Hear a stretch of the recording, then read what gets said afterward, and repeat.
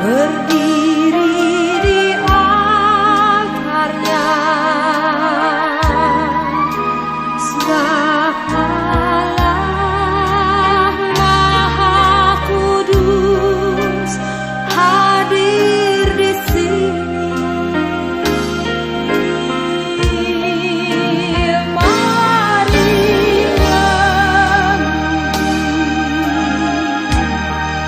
Angkat tangan menyembah,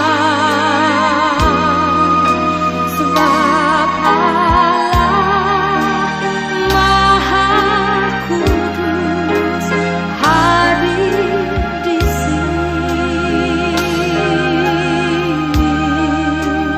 Kita masuk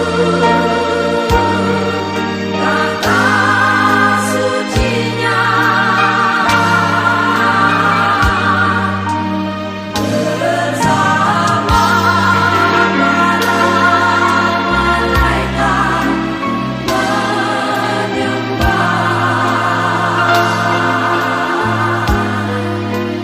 Mari puji Yesusku.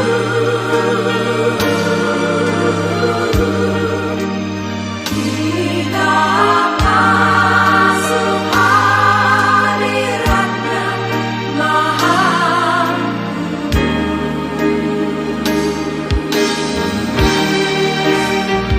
Kita masuk kata sucinya, bersama para malaikat menyembah.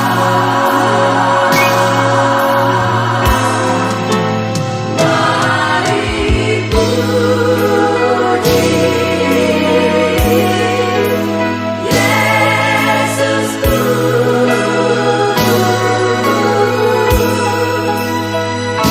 Kita masuk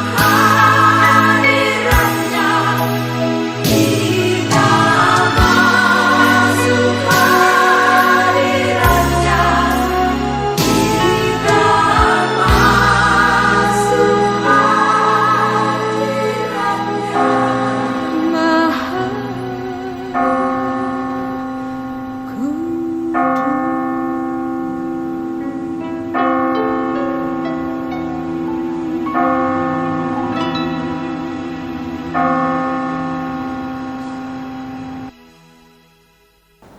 Selamat pagi, Bapak, Ibu, anak-anak, dan seluruh rumpun keluarga. Selamat hari Minggu.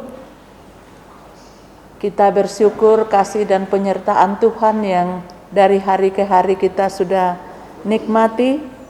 Hingga hari ini, Minggu tanggal 10 Oktober 2021, kita sudah memasuki minggu yang kedua di bulan Oktober ini.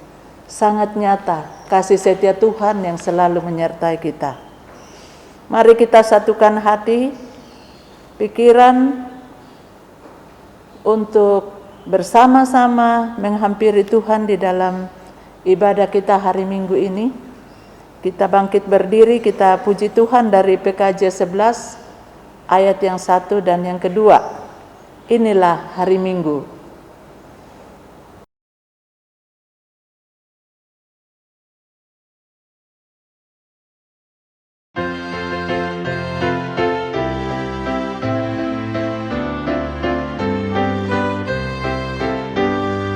Inilah hari Minggu, hari Tuhan yang kudus.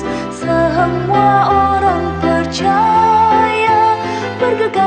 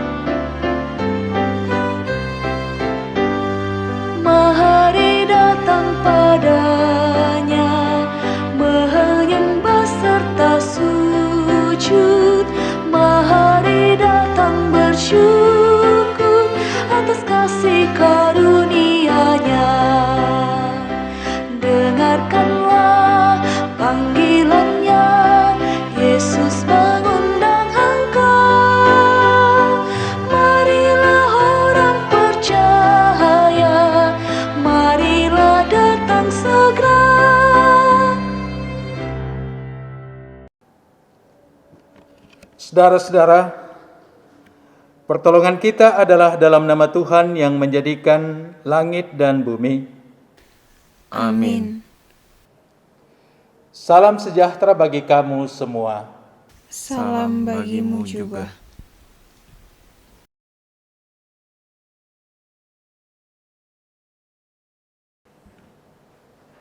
Menjalani kehidupan yang Tuhan perkenankan, ada ketidakberdayaan kita melawan kuasa dosa dalam hidup ini. Karena itu dalam kesempatan yang Tuhan masih karuniakan, mari sekali lagi kita datang ke hadirat Tuhan, memohon pengampunan dan pengudusan daripadanya. Kita mengaku dosa-dosa kita. Ya Bapa di sorga, kami mengaku kepadamu bahwa kami telah berdosa dalam pikiran, perkataan, perbuatan dan sikap hidup yang tidak sesuai dengan kehendak-Mu.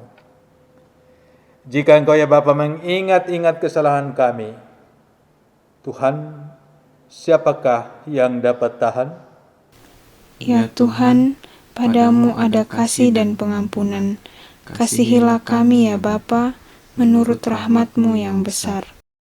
Bapak Ibu saudara-saudara yang dikasihi Tuhan, dengarkanlah berita anugerah Tuhan dari Mazmur 55 ayat 23 demikian. Serahkanlah khawatirmu kepada Tuhan, maka Ia akan memelihara engkau. Tidak untuk selama-lamanya dibiarkannya orang benar itu goyah. Amin.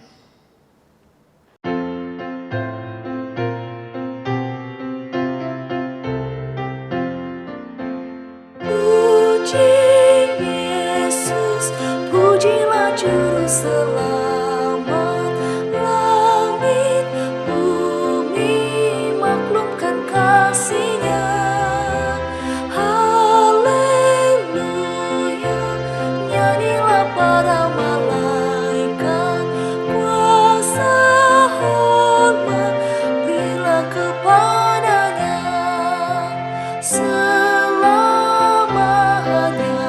Yesus Gembala kita, siang malam kita didukung-Nya. Puji Dia, beritakan keagungan-Nya. Puji Dia, mari bernyanyilah.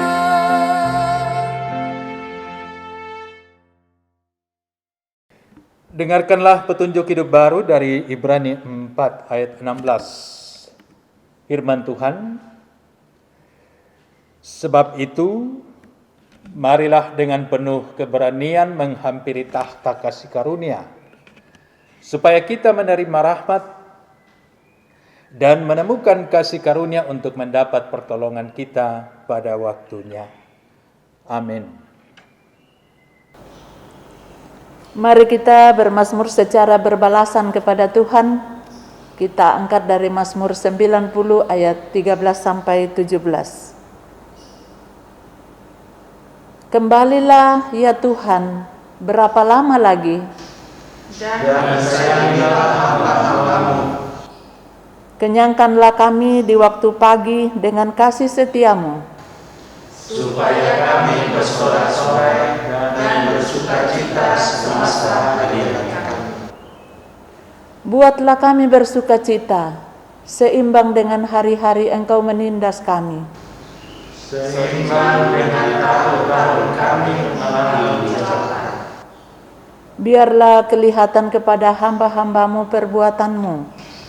Dan semangat-Mu kepada anak-anak mereka. Bersama-sama. Kiranya kemurahan Tuhan Allah kami atas kami, dan teguhkanlah perbuatan tangan kami, ya perbuatan tangan kami, teguhkanlah. Kita puji Tuhan dari Kidung Jemaat 405 ayat 1 dan 2. Kaulah ya Tuhan surya hidupku.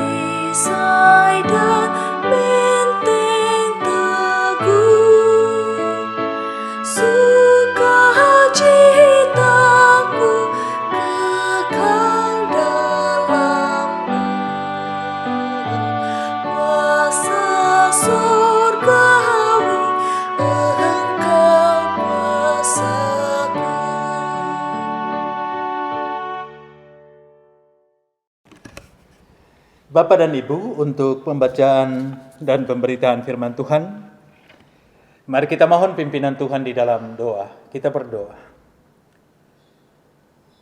Kami bersyukur kepada Tuhan untuk kesempatan dalam ibadah Minggu Kudus ini, untuk sekali lagi boleh membaca dan mau merenungkan kebenaran firman Tuhan. Mohon urapan Roh Kudus membuka hati pikiran kami untuk boleh menerima kebenaran firman-Mu ya Tuhan. Urapi setiap jemaat-Mu, urapi hamba-hamba-Mu yang akan membacakan, juga hamba-Mu dalam segala keterbatasan yang akan menjadi penyambung lidah Tuhan bagi jemaat. Tuhan, urapi dan mampukan. Biarlah ya Bapa, firman-Mu hari ini boleh kami terima dengan baik dan boleh mengokohkan perjalanan iman kami dalam menjalani hari-hari karunia-Mu. Bersabdalah ya Tuhan, kami siap mendengarkan dan hamba-Mu siap menjadi penyambung lidah Tuhan bagi jemaat-Mu. Dalam Kristus Yesus kami berdoa. Amin.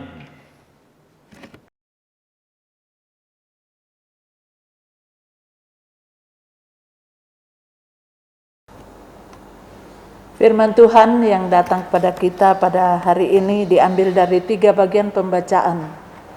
Yang pertama dari Amos pasal 5 ayat 7 sampai 13. Yang kedua Ibrani 4 ayat 12 sampai 16 yang menjadi bahan utama kita. Dan yang ketiga dari Injil Markus 10 ayat 17 sampai 31. Amos pasal 5 ayat 7 sampai 13 demikian. Melawan perkosaan keadilan. Hai kamu yang mengubah keadilan menjadi ipuh dan yang mengempaskan kebenaran ke atas tanah. Dia yang telah membuat bintang Kartika dan bintang belantik, yang mengubah kekelaman menjadi pagi dan yang membuat siang gelap seperti malam. Dia yang memanggil air laut dan mencurahkannya ke atas permukaan bumi. Tuhan, itulah namanya. Dia yang menimpakan kebinasaan atas yang kuat, sehingga kebinasaan datang atas tempat yang berkubu.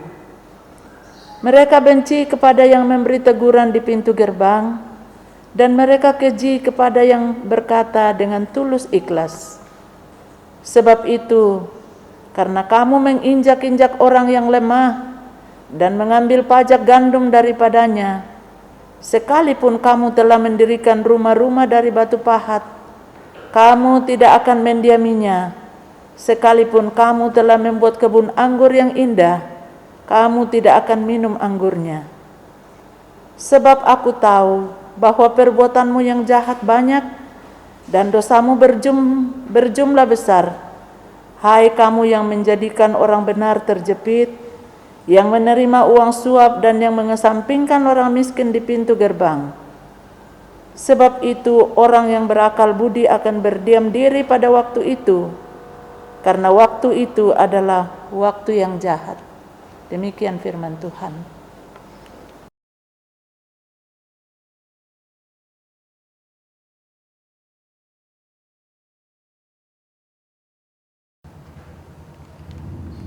Kita akan membaca pembacaan yang kedua, diambil dari Ibrani pasal 4 ayatnya yang ke-12 sampai ayatnya yang ke-16. Pembacaan ini sebagai bahan utama kita. Ibrani 4 ayat 12 sampai 16. Firman Tuhan. Sebab firman Allah hidup dan kuat dan lebih tajam daripada pedang bermata dua manapun. Ia menusuk amat dalam sampai memisahkan jiwa dan roh, sendi-sendi dan sumsum. Ia sanggup membedakan pertimbangan dan pikiran hati kita. Dan tidak ada suatu makhluk pun yang bersembunyi di hadapannya, sebab segala sesuatu telanjang dan terbuka di depan mata Dia, yang kepadanya kita harus memberikan pertanggung jawab. Ayat 14. karena kita sekarang mempunyai imam besar agung yang telah melintasi semua langit, yaitu Yesus, Anak Allah. Baiklah kita teguh berpegang pada pengakuan iman kita. Sebab imam besar yang kita punya bukanlah imam besar yang tidak dapat turut merasakan kelemahan-kelemahan kita. Sebaliknya, sama dengan kita, ia telah dicobai, hanya tidak berbuat dosa. Sebab itu, marilah kita dengan penuh keberanian menghampiri tahta kasih karunia, supaya kita menerima rahmat dan menemukan kasih karunia untuk mendapat pertolongan kita pada waktunya. Demikian firman Tuhan. Haleluya.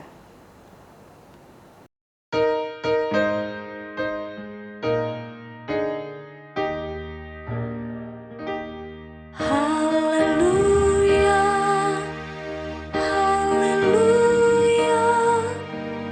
haleluya.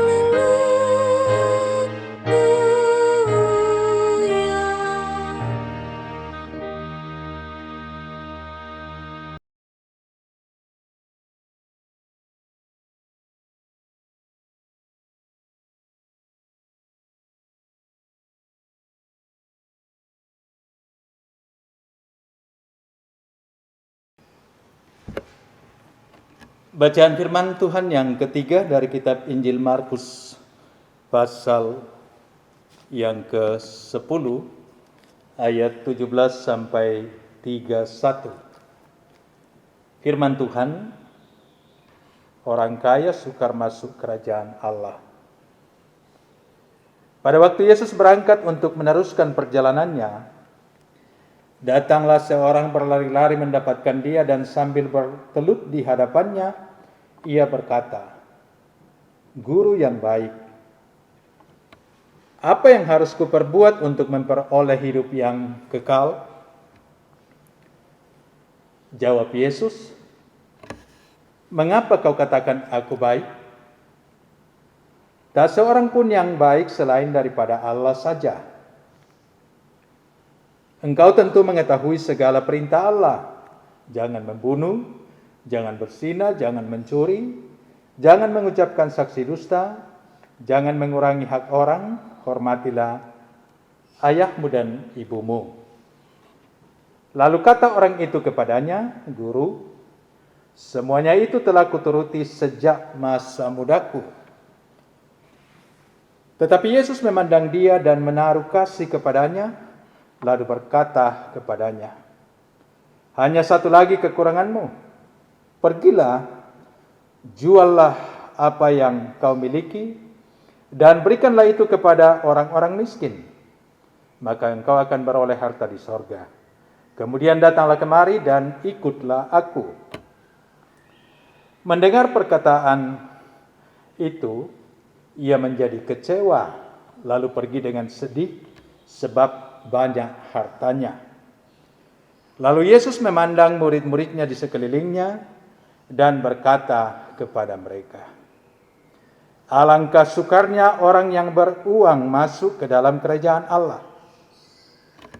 Murid-muridnya tercengang mendengar perkataan itu.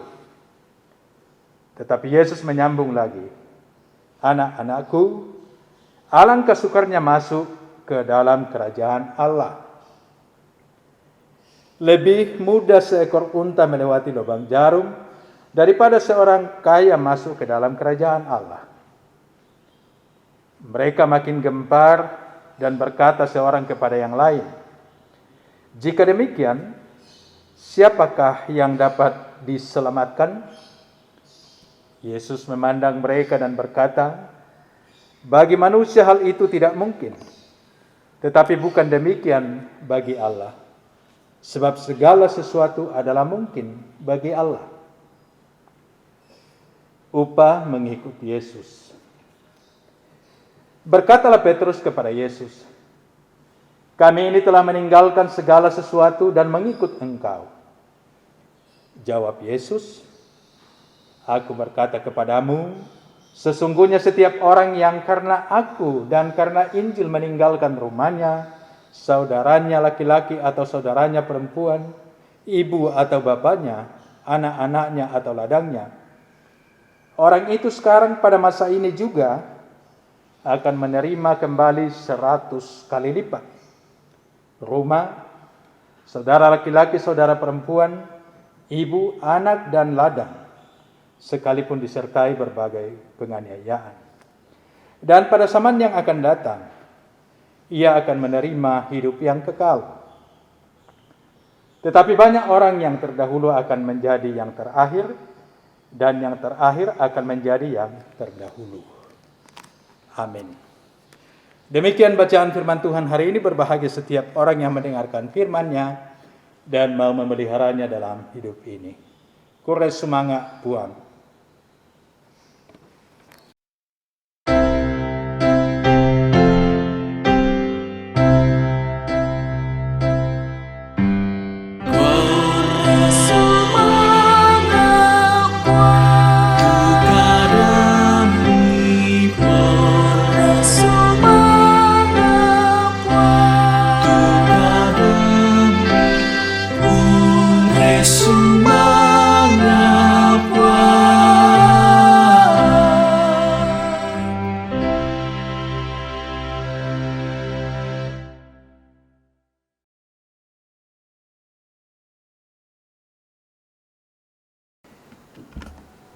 Bapak Ibu, saudara-saudara yang dikasihi oleh Tuhan, tema perenungan kita sepanjang minggu ini yaitu datang pada tahta kasih karunia. Datang pada tahta kasih karunia. Umpentireke isungan Pak Kamasian Napuang Matua. Bapak dan Ibu, saudara-saudara yang dikasihi Tuhan, suatu hari Scott Long dan istrinya baru saja bangun dari tidur tapi masih berbaring di tempat tidur. Tiba-tiba ada seorang yang masih sangat belia masuk ke kamar mereka. Ia mengitari tempat tidur itu dan mendekati Scott. Nah, kalau orang yang masuk itu adalah orang asing, maka ia termasuk pengganggu kriminal.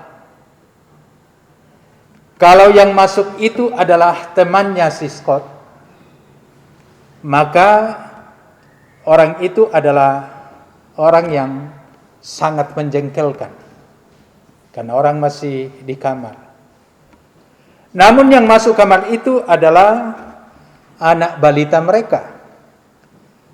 Anak itu dengan begitu tanpa takut, tanpa rasa malu, dan ia sangat senang boleh masuk ke kamar ayah ibunya, mengitari tempat tidur dan berkata kepada ayahnya, "Saya mau di tengah." Dan segera saja dia melompat masuk ke tengah di antara ayah dan ibunya. Scott sangat tercengang, sekaligus sangat gembira dengan rasa aman yang dialami oleh anak yang sangat dikasihinya itu. Nah, saudara-saudara, bacaan utama kita hari ini dituliskan kepada orang-orang Kristen Yahudi, khususnya yang ada di Roma yang sedang menghadapi pergumulan iman. Mereka mengalami penderitaan, bahkan mengalami penganiayaan yang berat, baik secara sosial maupun secara fisik. Mereka mengalami tekanan baik dari sesama orang Yahudi, juga dari pemerintah Romawi. Karena bagi orang Yahudi, kekristenan itu adalah sebuah sekte. Sementara bagi pemerintah Romawi, mereka ini, orang Kristen ini dianggap pemberontak, harus dibasmi. Karena mereka tidak mau menyembah kepada kaisar. Nah, inilah kondisi yang dialami oleh mereka. Nah, sehingga penulis surat Ibrani mengirimkan surat untuk meneguhkan mereka. Supaya di tengah-tengah kondisi ini, mereka bisa bertahan paling tidak, ya, dan terus melangkah dalam iman. Karena sesungguhnya kondisi mereka telah menimbulkan keraguan-raguan di antara jemaat. Ada yang sudah mulai mempertanyakan tentang imannya kepada Kristus. Nah, karena itu sekali lagi dalam situasi seperti ini penulis surat Ibrani datang untuk memaparkan apa yang sesungguhnya yang bisa mereka pegang dalam menghadapi situasi ini. Dan yang disampaikan oleh penulis surat Ibrani ini adalah keunggulan Yesus atau superioritas Yesus dibandingkan dengan tokoh-tokoh yang diagungkan dalam PL, termasuk imam-imam, ya. Keimaman Yesus adalah di atas daripada imam-imam yang lain. Yesus adalah imam besar agung. Nah, ini yang ditonjolkan dalam bacaan utama kita. Karena itu Bapak dan Ibu, saudara-saudara, mari kita melihat poin-poin perenungan berdasarkan bacaan utama kita. Yang pertama adalah tentang firman Tuhan dalam hidup orang percaya. Ini poin pertama yang merupakan penjelasan penulis surat Ibrani kepada jemaat yang sementara bergumul karena iman mereka. Mengenai posisi firman Tuhan dalam hidup orang percaya. Dalam ayat 12 dan 13. Sebab firman Allah hidup dan kuat dan lebih tajam daripada pedang bermata dua manapun. Ia menusuk amat dalam sampai memisahkan jiwa dan roh, sendi-sendi dan sumsum. Ia sanggup membedakan pertimbangan dan pikiran hati kita. Di ayat 13. Dan tidak ada suatu makhluk pun yang tersembunyi di hadapannya. Sebab segala sesuatu telanjang dan terbuka di hadapan mata Dia, yang kepadanya kita harus memberikan pertanggungan jawab. Nah, saudara-saudara yang dikasihi oleh Tuhan, firman Allah yang hidup dan yang berkuasa digambarkan lebih tajam dari pedang bermata dua. Pedang bermata dua adalah senjata yang cukup dikenal saat itu.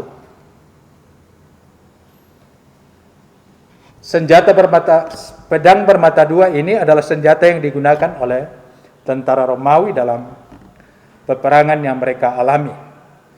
Kedua sisinya bahkan ujungnya dibuat sangat tajam. Ya, sehingga pedang itu bisa mematikan. Bukan lagi bisa, tapi sangat mematikan. Baik tebasannya pun ketika dipakai menusuk sangat dalam. Nah, saudara-saudara, ini penggambaran yang dipakai oleh penulis surat Ibrani untuk memberi penegasan kepada umat bahwa sesungguhnya umat percaya itu ada senjatanya. Senjatanya apa? Senjatanya adalah firman Tuhan. Jadi firman Tuhan itu bukan sekedar kata-kata Allah. Tetapi firman Tuhan itu dinamis dan berkuasa. Ya, berkuasa dalam kehidupan orang percaya. Kuasanya itu digambarkan melebihi ketajaman atau kemampuan dari sebuah pedang bermata dua. Firman Allah itu hidup dan berkuasa, lebih tajam daripada pedang bermata dua. Itu berarti bahwa firman Allah berkuasa penuh melihat dan menelanjangi kehidupan seseorang. Dia, yaitu Tuhan, mengetahui keberadaan orang di mana saja dan segala sesuatu tentang diri seseorang. Tidak ada yang tersembunyi di hadapan Tuhan. Artinya firman Tuhan itu sungguh luar biasa mengoreksi kehidupan kita, menyinari kehidupan kita, sehingga kita ini tampil telanjang di hadapan Tuhan.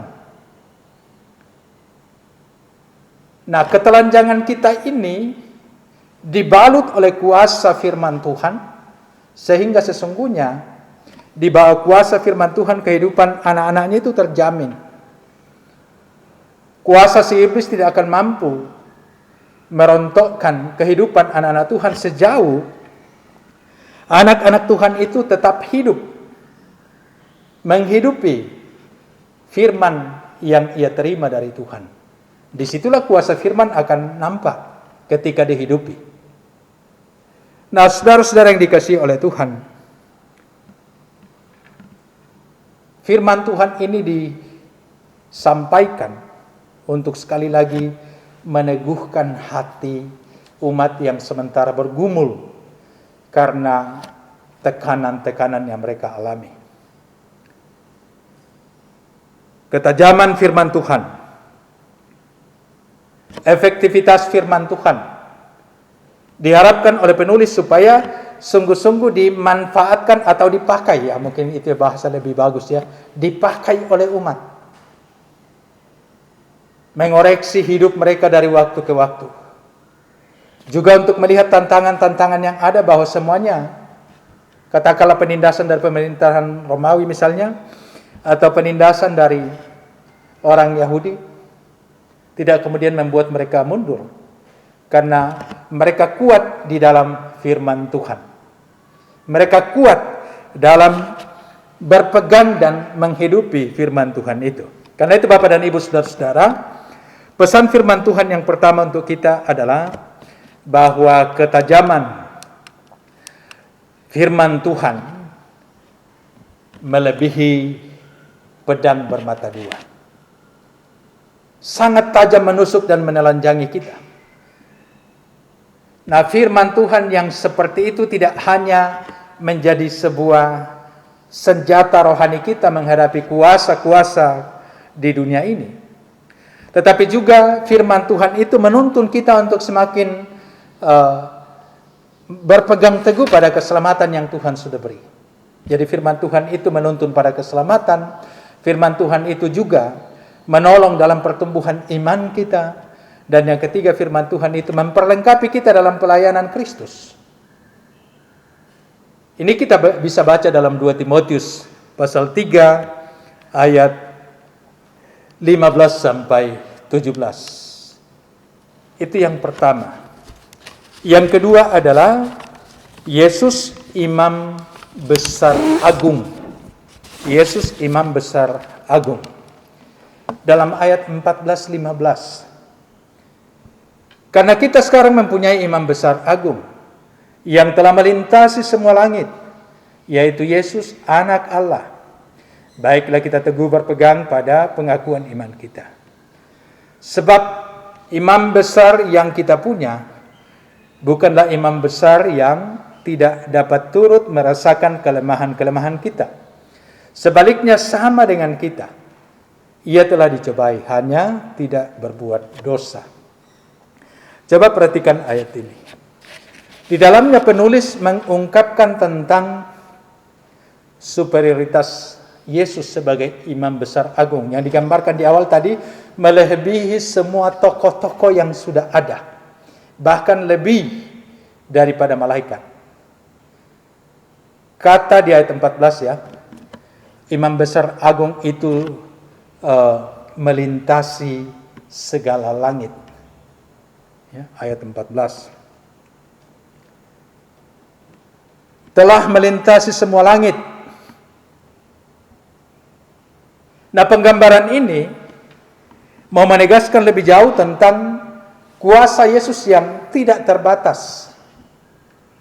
Tetapi pada saat yang sama, Yesus juga digambarkan dalam ayat 15 sebagai pribadi yang turut merasakan kelemahan-kelemahan kita.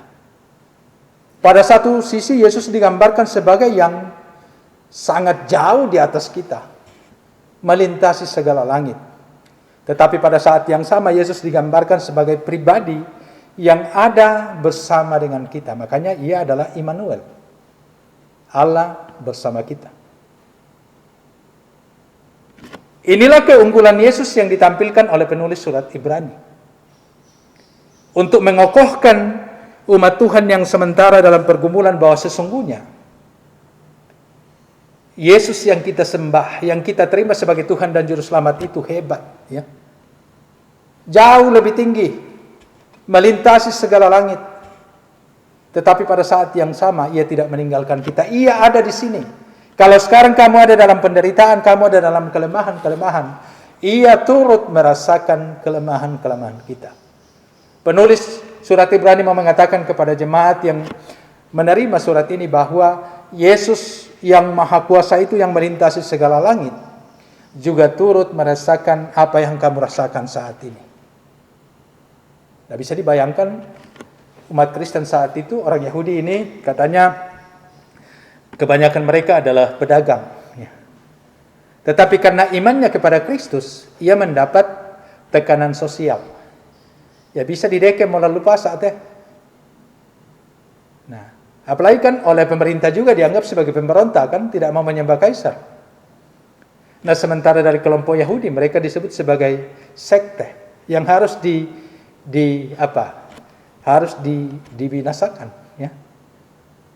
Nah, itu tekanan, dan penulis surat Ibrani mau mengatakan Yesus yang engkau sembah sebagai Tuhan dan Juru Selamat turut merasakan apa yang engkau rasakan. Saya kira penguatan ini tidak hanya untuk mereka-mereka yang ada pada zaman Yesus, juga menjadi penegasan bagi kita semua, sekaligus menjadi penguatan bagi kita bahwa di dalam menjalani kehidupan beriman kita ada saja yang menjadi beban kita. Tetapi ingat, Yesus yang kita sembah, Yesus yang kita terima sebagai Tuhan dan Juru Selamat adalah pribadi yang telah melintasi segala langit. Kuasanya tidak terbatas, tetapi pada saat yang sama ia ada bersama dengan kita.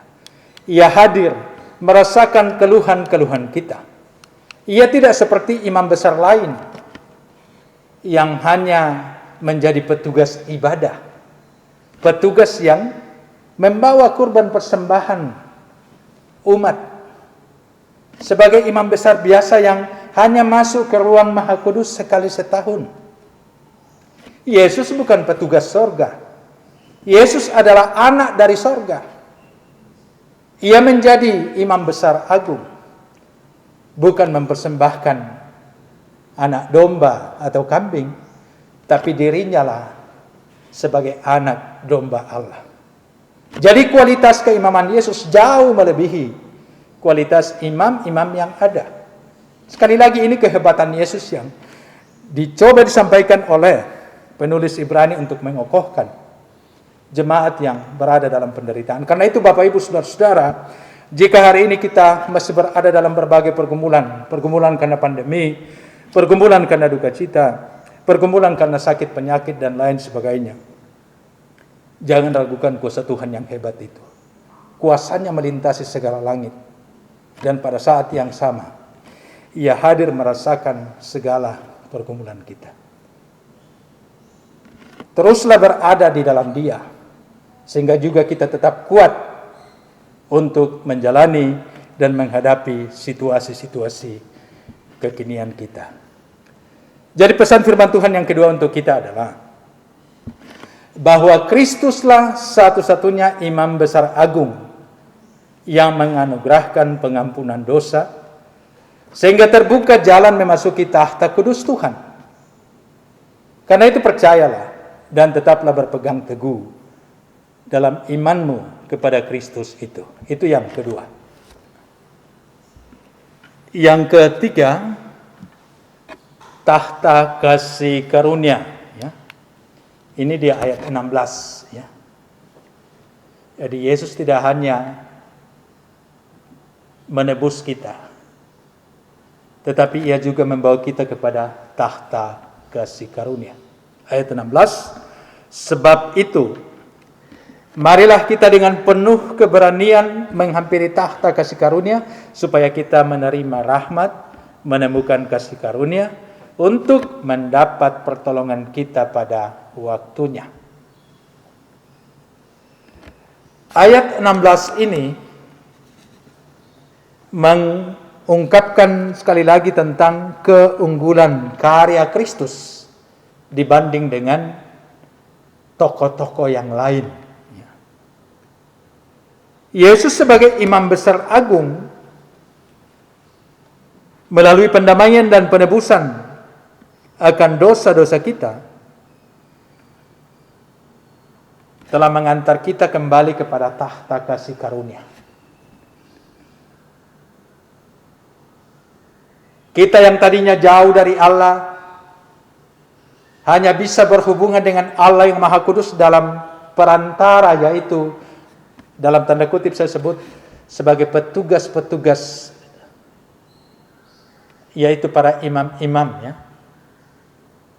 Tetapi di dalam Kristus Yesus, semua anak Tuhan itu dibawa masuk, tidak hanya menghampiri, tapi masuk ke dalam tahta kasih karunia Allah. Ini sebuah karya yang sangat luar biasa yang tidak bisa dilakukan oleh siapapun. Hanya Yesus yang bisa lakukan.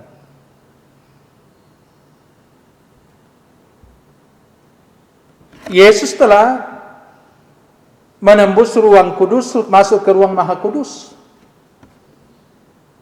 Dan itu bukan hanya dilakukan sekali setahun, tetapi dilakukan sekali untuk selamanya. Ini kan sesuatu yang sangat luar biasa. Yang Yesus bawa masuk ke ruang maha kudus untuk dipersembahkan di hadapan Allah bukanlah kambing, bukan domba, tetapi dirinya sendiri. Dan itu telah menjadi sebuah persembahan yang sangat harum di hadapan Allah. Yang oleh persembahan darah anak domba Allah, kita semua menerima kasih karunia Allah, dibebaskan dari dosa dan kuasanya, lalu dibawa masuk ke dalam tahta kasih karunia Allah. Ini karya agung yang Tuhan sudah kerjakan dalam kehidupan kita.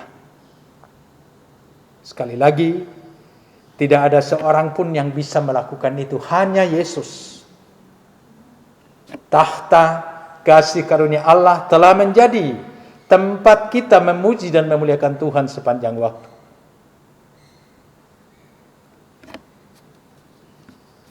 Nah, saudara-saudara yang dikasihi oleh Tuhan, kalau kita mengingat pengantar khotbah tadi tentang seorang anak kecil yang masuk ke kamar skot, ia tidak ragu-ragu, ia tidak takut, ia dengan penuh keberanian masuk ke kamar ayah dan ibunya, lalu dengan perasaan senang melompat ke tempat tidur dan mengatakan kepada ayah ibunya, "Aku mau di tengah."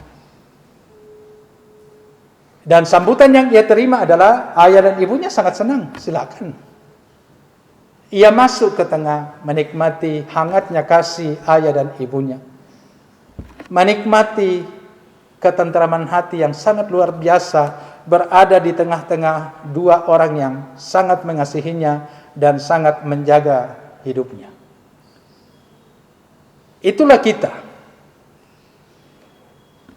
yang oleh Yesus Imam Besar Agung membawa kita masuk ke tahta kasih karunia Allah. Kita ini ibaratnya anak-anak tadi yang dibawa masuk ke kamar Allah, kamar pribadi Allah, dan kita diizinkan tidur di tempat tidurnya. Ini sesuatu kebanggaan yang sangat luar biasa. Pegang kursi presiden saja sudah sebuah kebanggaan luar biasa. Ini diizinkan masuk ke ruang maha kudus, ruang yang hanya ruangan Allah saja. Tempat privasi Allah tapi telah dibuka untuk semua yang percaya kepada Yesus. Ini kan sebuah hal yang sangat luar biasa. Nah, sekali lagi ini keunggulan Yesus. Ia bukan hanya pengantara, ia bukan hanya petugas yang mempersembahkan sesuatu untuk Tuhan supaya dosa umat ditebus. Ia sendiri yang mengerjakan penebusan itu. Lalu ia sendiri yang membawa kita masuk ke dalam, sekali lagi, tahta kudus Allah.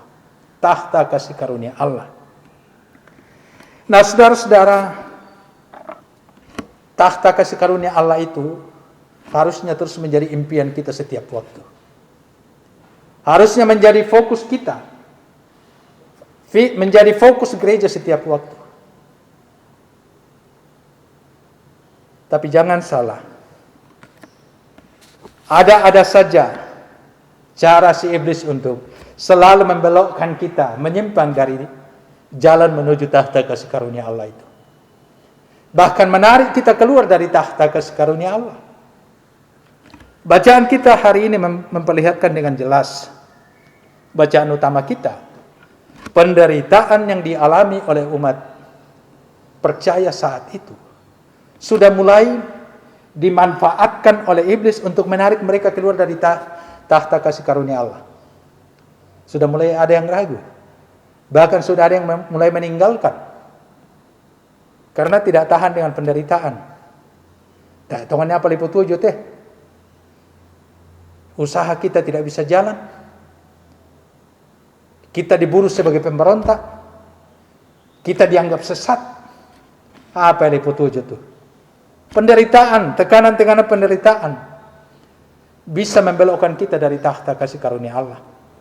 Dan saya kira sejarah perjalanan umat Tuhan sudah membuktikan begitu banyak orang yang berbelok dari tahta kasih karunia Allah, meninggalkan tahta kasih karunia Allah karena tidak tahan dalam penderitaan. Juga dalam bacaan kedua, bacaan pertama, ya, perkosaan terhadap keadilan. Orang yang memperkosa keadilan itu adalah orang yang sibuk mengurus perutnya. Orang yang sibuk mencari zona nyaman. Kela salah, kela tumba, yang penting aman. Itu juga menjadi cara iblis untuk menarik kita keluar dari tahta kasih karunia Allah. Karena itu di bacaan pertama ada penegasan-penegasan yang disampaikan oleh Tuhan kepada orang-orang yang melakukan ketidakadilan, ya. Lalu yang berikut dalam bacaan ketiga dari kitab Injil Markus pasal 10 ayat 17 sampai ayat yang ke-27. Ini soal kekayaan. Seorang yang datang kepada Yesus, yang kerinduannya adalah memperoleh hidup kekal, atau sebut saja mau hidup di dalam tahta kasih karunia Allah. Tetapi ternyata ia tidak serius masuk tahta kasih karunia Allah. Ia membangun tahta sendiri, yaitu kekayaan. Ketika Yesus tawarkan tahta kasih karunia, pulanglah, juallah, kasih ke orang miskin supaya kau dapat harta surgawi, datang kemari ikut aku. Apa yang terjadi? Ia kecewa. Ia sangat sedih meninggalkan Yesus. Nah, jelas bagi orang kaya ini bahwa harta bendanya adalah tahtanya. Dan ini dipakai oleh iblis untuk menarik orang dari tahta kasih karunia Allah. Tentu ini baru beberapa yang saya sebutkan. Pasti banyak yang lain yang menjadi tahta-tahta yang kita bangun, yang kita anggap lebih baik dari tahta kasih karunia Allah, yang di dalamnya sesungguhnya iblis memanfaatkan tahta itu untuk menarik kita dari tahta kasih karunia Allah. Karena itu saudara-saudara yang kekasih dalam Tuhan, pesan firman Tuhan yang ketiga untuk kita adalah Kristus telah menganugerahkan tahta kasih karunia. Sekali lagi, Kristus sudah menganugerahkan. Jadi anugerah itu tahta kasih karunia Allah. Kristus sudah karuniakan kepada kita. Jangan membuat tahta baru yang pasti membuatmu binasa. Jangan mencoba membuat tahta-tahta baru yang di dalamnya iblis bekerja, yang akan menuntun Anda pada kebinasaan. Tetaplah hidup di dalam tahta kasih karunia Allah. Roh Kudus menolong Bapak Ibu saudara-saudara sekalian. Amin. Mari kita bersaat teduh.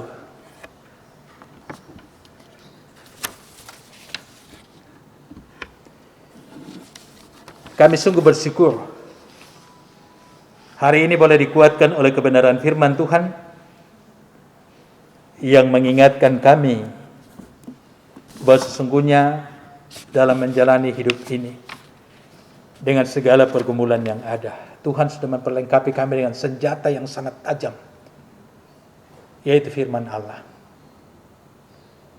Dan Kristus yang telah menjadi Tuhan dan Juru Selamat pribadi kami. Ia adalah imam besar agung yang sangat hebat, melintasi segala langit, dan telah mengantar kami masuk ke dalam tahta kasih karunia Allah. Kuatkan iman kami Tuhan. Kokohkan kepercayaan kami, semangat kami, daya juang kami menghadapi berbagai tekanan dalam hidup ini. Sehingga kami tidak kemudian membangun tahta lain yang akan menuntun kami pada kebinasaan, melainkan tetap berada dalam tahta kasih karunia Allah. Terima kasih Tuhan firman-Mu hari ini. Haleluya. Saudara-saudara, mari kita berdoa. Berdoa Bapa kami. Bersama-sama kita berdoa. Bapa kami yang di sorga, dikuduskanlah nama-Mu, datanglah kerajaan-Mu, jadilah kehendak-Mu di bumi seperti di sorga. Berikanlah kami pada hari ini makanan kami yang secukupnya, dan ampunilah kami akan kesalahan kami, seperti kami juga mengampuni orang yang bersalah kepada kami. Dan janganlah membawa kami ke dalam pencobaan, tetap lepaskanlah kami daripada yang jahat. Karena Engkau-lah yang punya kerajaan, dan kuasa dan kemuliaan sampai selama-lamanya. Amin.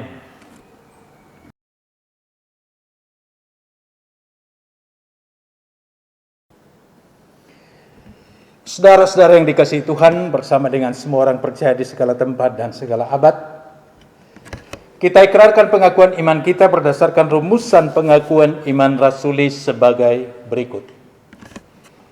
Aku percaya kepada Allah, Bapa yang Maha Kuasa, Khalik langit dan bumi, dan kepada Yesus Kristus, anaknya yang tunggal Tuhan kita, yang dikandung daripada Roh Kudus, lahir dari anak darah Maria, yang menderita di bawah pemerintahan Pontius Pilatus, disalibkan, mati dan dikuburkan, turun ke dalam kerajaan maut. Pada hari yang ketiga bangkit pula dari antara orang mati, naik ke sorga, duduk di sebelah kanan Allah, Bapa yang Maha Kuasa, dan akan datang dari sana untuk menghakimi orang yang hidup dan yang mati. Aku percaya kepada Roh Kudus, gereja yang kudus dan am, persekutuan orang kudus, pengampunan dosa, kebangkitan daging, dan hidup yang kekal. Amin.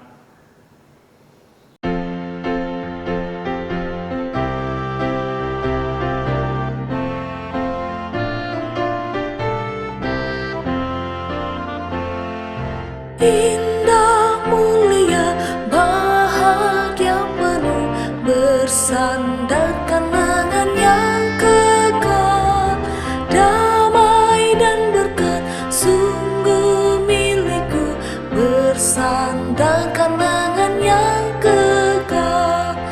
Aman, aman dari bencana dan sesat. Aman, aman, bersandarkan lengan yang kekal.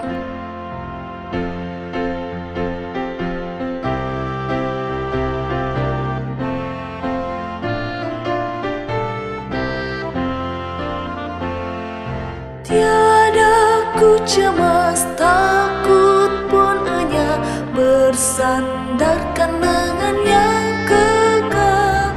Hatiku tenang, ku dihantarnya, bersandarkan lengan yang kekal. Aman, aman dari bencana dan sesat. Aman, aman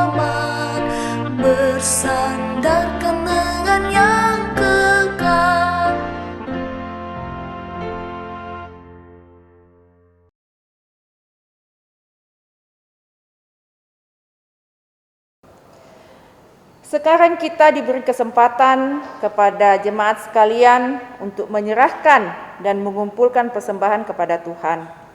Dan sebelum itu kita diantar dari nats persembahan Mazmur 118 ayat 21, firman Tuhan, "Aku bersyukur kepadamu sebab Engkaulah telah menjawab aku dan telah menjadi keselamatanku." Sambil membawa persembahan kepada Tuhan, kita menyanyi, "Tuhan, ambil hidupku."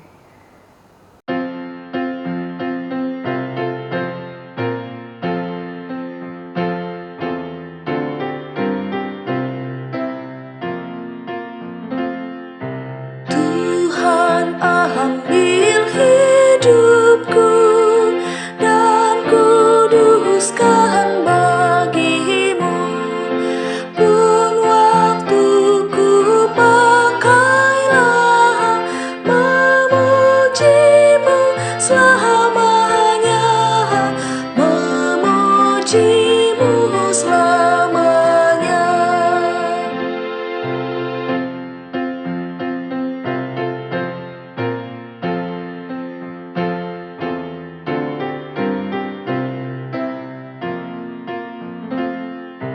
Tanganku gerakkanlah, kasih-Mu pendorongnya, dan jadikan langkahku berkenan kepadamu, berkenan kepadamu.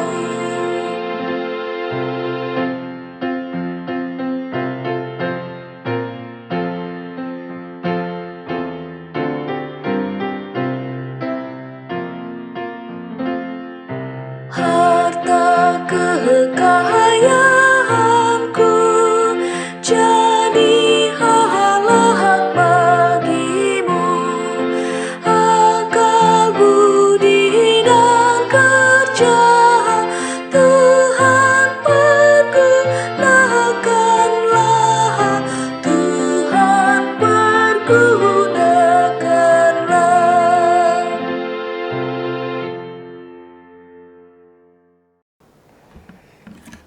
Mari saudara-saudara, Bapak dan Ibu, anak-anak semua kita berdoa syafaat.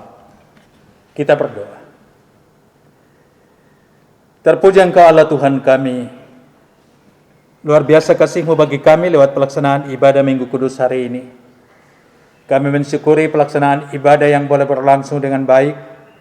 Bersyukur atas kebenaran firman-Mu yang telah Engkau perdengarkan di tengah-tengah kehidupan kami, untuk selalu memandang kepada Kristus, Imam besar agung kami, yang telah mengantar kami memasuki tahta kasih karunia Allah. Juga bersyukur ada kesempatan untuk mengambil bagian dalam pekerjaan pelayanan-Mu lewat persembahan yang telah diserahkan. Terima kasih Tuhan untuk semua ini. Berkati apa yang boleh kami lakukan hari ini. Biarlah semuanya menjadi hormat dan kemuliaan bagi nama Tuhan. Juga bersyukur kepada Tuhan untuk berkat-berkat yang Tuhan nyatakan dalam kehidupan umat-Mu. Berkat kehidupan, berkat kesehatan, hasil-hasil pekerjaan yang baik. Terima kasih untuk semuanya. Juga bersyukur bersama dengan saudara-saudara yang terus menikmati pertambahan hari-hari karunia-Mu dari waktu ke waktu. Jika ada saudara-saudara kami yang berulang tahun kelahiran, ulang tahun pernikahan, Tuhan sempurnakan sukacita mereka. Bapa dalam sorga, lewat doa syafaat ini hamba-Mu berdoa untuk kehidupan setiap keluarga jemaat. Kiranya Tuhan memberkati setiap keluarga jemaat-Mu dalam berbagai kondisi yang mereka alami. Berkati Bapa dan Ibu dalam rumah tangga, berkati anak-anak yang masih kecil dalam masa-masa bertumbuh, Tuhan berkati. Juga anak-anak yang sementara belajar dari rumah, Tuhan mampukan mereka untuk mengikuti dan menjalani masa-masa proses pembelajaran dengan baik. Yang sementara berjuang untuk menyelesaikan pendidikan pada berbagai jenjang, Tuhan tolong mereka untuk boleh menyelesaikan pendidikannya dengan baik.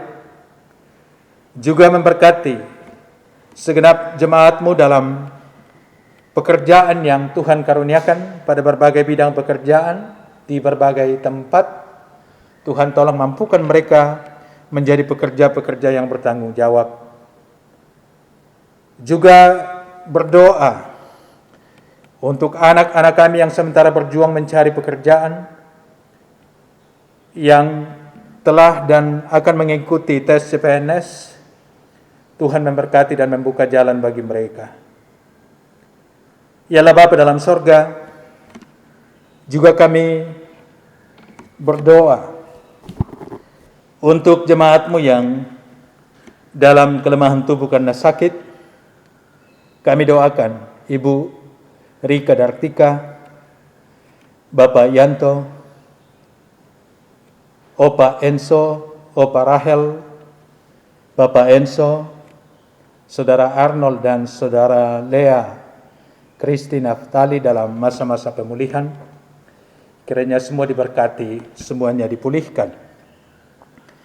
Juga mendukung dalam doa kekasih kami keluarga Bapak Rongre dalam duka cita. Kiranya mereka semua dikuatkan dan dihiburkan. Juga berdoa untuk para orang tua kami dalam menjalani masa-masa usia indah. Tuhan karuniakan kesehatan yang cukup, sukacita, dan berkati kehidupan mereka siang dan malam bersama dengan keluarga. Ya Allah Bapa dalam sorga, juga berdoa untuk rencana pelayanan kami ke depan. Tuhan menolong, Tuhan memberkati rencana pemberkatan nikah Saudara Didit dan Marlin. Tuhan berkati. Juga rencana pelayanan lainnya Tuhan menolong dan memampukan kami untuk melakukannya dengan baik. Juga berdoa untuk rencana pelaksanaan sidang Sinode Am ke-25 Gereja Toraja tanggal 18 sampai 22 Oktober. Tuhan memberkati. Ya Allah Bapa dalam sorga, berkati secapa adeh di tempat ini dalam tugas tanggung jawabnya bagi negara. Kiranya semuanya boleh berjalan, semua diberkati, dan nama Tuhan terus dipermuliakan. Berkati pemerintah kami dari pusat sampai ke pelosok-pelosok, terutama dalam kerja maksimal mereka untuk menangani pandemi COVID-19 dan memulihkan ekonomi bangsa kami. Mampukan pemerintah kami Tuhan. Biarlah lewat mereka damai sejahtera Allah boleh terus dinyatakan di tengah-tengah kehidupan bangsa kami. Bapa dalam sorga, juga hamba-Mu berdoa untuk semua pelayan-pelayan-Mu hari ini, baik majelis gereja, juga tim multimedia, pemusik kantoria. Berkati semuanya. Biarlah jari lelah mereka dalam pelayanan Tuhan berkati, dan mereka terus dilimpahi oleh berkat Tuhan siang dan malam. Bapa dalam sorga, inilah doa syafaat kami. Ampuni Tuhan segala salah dan dosa kami, dan dengarkanlah kami yang berdoa kepadamu di dalam nama Kristus Yesus. Itulah Tuhan dan Juru Selamat kami yang hidup. Amin.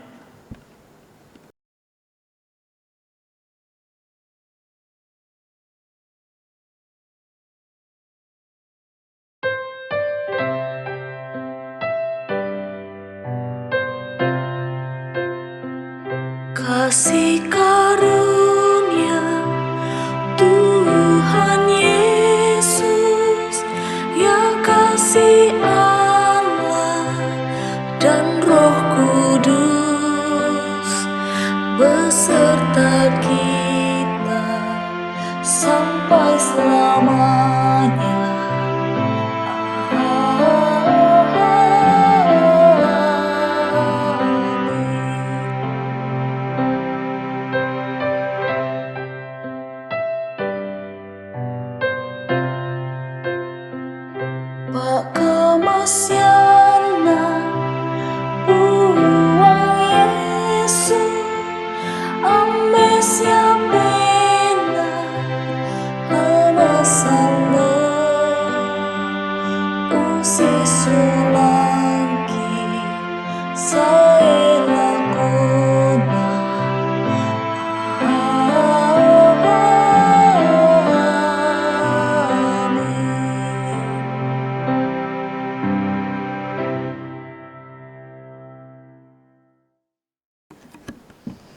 Bapak dan Ibu, saudara-saudara yang dikasihi Tuhan, pergilah, bersaksilah dan andalkanlah Tuhan, yakinlah akan pertolongan Tuhan yang selalu tepat pada waktunya, dan terimalah berkat dari Tuhan. Tuhan memberkati engkau dan melindungi engkau. Tuhan menyinari engkau dengan wajah-Nya dan memberi engkau kasih karunia. Tuhan menghadapkan wajah-Nya kepadamu dan memberi engkau damai sejahtera. Amin.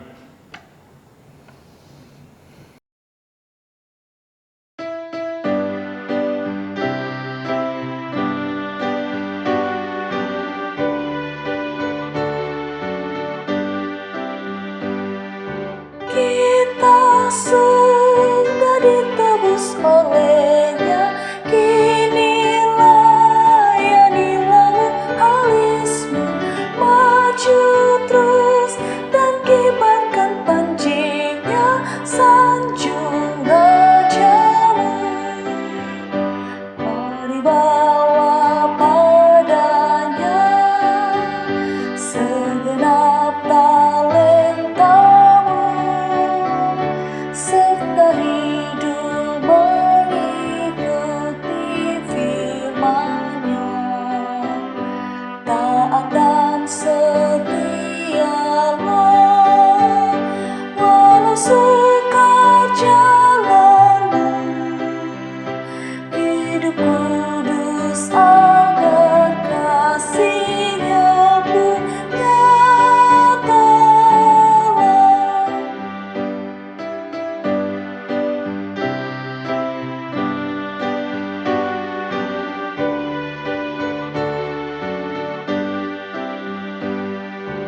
Dan layanilah dengan setia, jangan dosa sampai menghalangmu, junjunglah terus kebenaran-Nya, sanjung rajamu. Mari bawa padanya segenap talentamu, serta hidup mengikuti firman-Nya. Taat dan setialah, walau sukar jalanmu, hidup kudus agar kasih-Nya pun nyatalah.